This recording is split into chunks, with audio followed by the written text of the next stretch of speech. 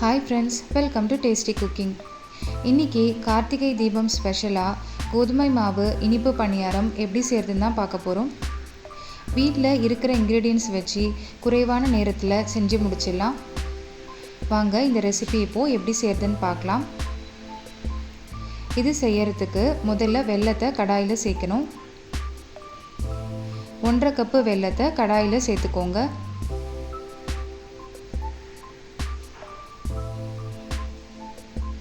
வெல்லத்தை கரைக்கிறதுக்காக 1.5 cup தண்ணி சேர்த்துக்கலாம்.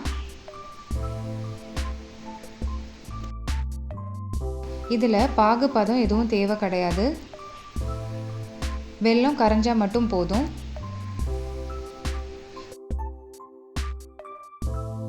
நல்லா கரைஞ்சி வந்துருச்சு. இந்த ஸ்டேஜில் ஃப்ளேமை ஆஃப் பண்ணிடுங்க.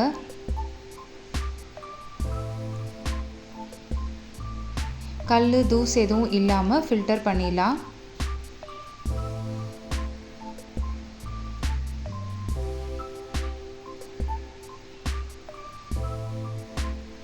ஃபில்ட்ரு பண்ணியாச்சு. இந்த வெள்ளை கரைசலில் 3/4 கப்பு ரவை சேர்த்துக்கோங்க. 3/4 கப்பு கோதுமை மாவு சேர்த்துக்கோங்க. தேவையான அளவு உப்பு சேர்த்துக்கலாம்.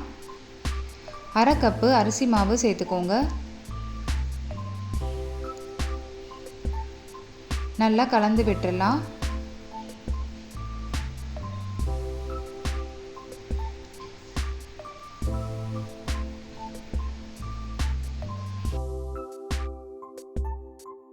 இப்போ ஒரு மூடி வச்சு க்ளோஸ் பண்ணி 1/2 மணி நேரம் அப்படியே விட்டுறலாம்.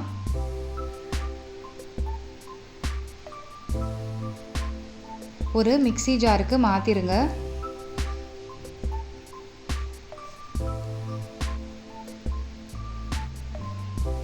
மூணு ஏலக்காயும் சேர்த்துக்கலாம்.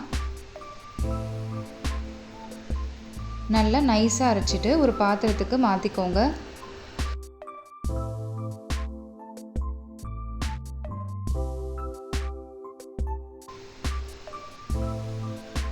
தண்ணி தேவைப்பட்டால் சேர்த்துக்கலாம். 2லேருந்து 3 டேபிள் ஸ்பூன் தண்ணி சேர்த்துக்கோங்க. இதுதான் மாவோட கன்சிஸ்டன்சி. ரொம்ப தண்ணியாகவும் ஆயிடக்கூடாது. கொஞ்சமாக நெய் சேர்த்துக்கோங்க. தேங்காயை கட் பண்ணி சேர்த்துக்கலாம்.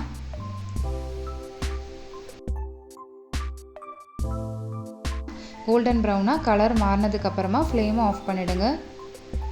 இது இந்த ஆப்பத்து கூட சேர்க்கும்போது டேஸ்ட் ரொம்ப நல்லாயிருக்கும். 1/4 டீஸ்பூன் பேக்கிங் சோடா சேர்த்துக்கோங்க. வறுத்து வச்சுருந்த தேங்காயும் சேர்த்துக்கலாம்.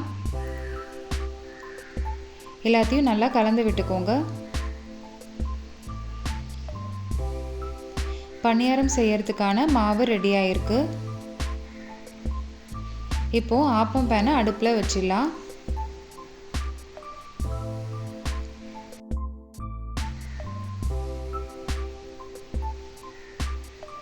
இதில் எண்ணெய் சேர்த்துக்கோங்க.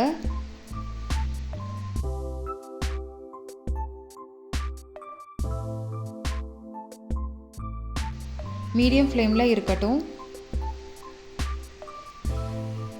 எண்ணெய் சூடானதுக்கு அப்புறமா லோ ஃப்ளேமில் வச்சுட்டு மாவு சேர்த்துடலாம்.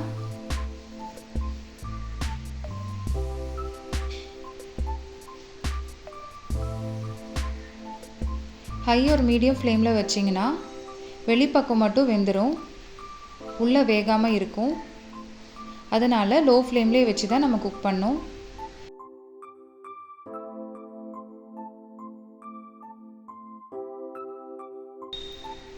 இப்போ பார்த்தீங்கன்னா வெளிப்பக்கம் நல்லா ப்ரௌனாக வந்துருச்சு. திருப்பி போட்டு வேக வச்சிடலாம்.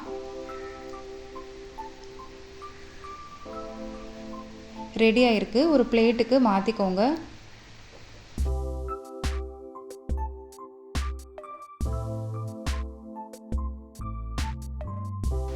இதே ப்ராசஸை ரிப்பீட் பண்ணிக்கோங்க.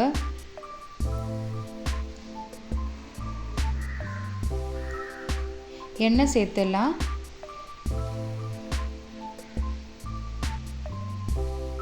பணியாரம் மாவையும் சேர்த்தாச்சு.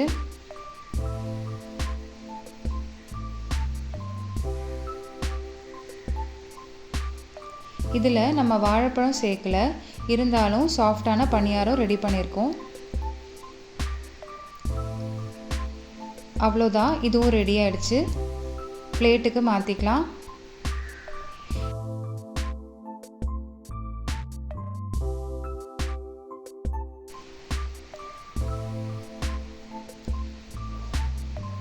எல்லா பணியாரத்தையும் பிளேட்டுக்கு மாற்றியாச்சு. நீங்களும் இந்த கார்த்திகை தீபத்துக்கு இந்த மெத்தடில் ட்ரை பண்ணி பாருங்கள். எல்லாருமே ரொம்ப விரும்பி சாப்பிடுவாங்க. நல்ல பஞ்சு போல் சாஃப்டான பணியாரம் ரெடி பண்ணலாம்.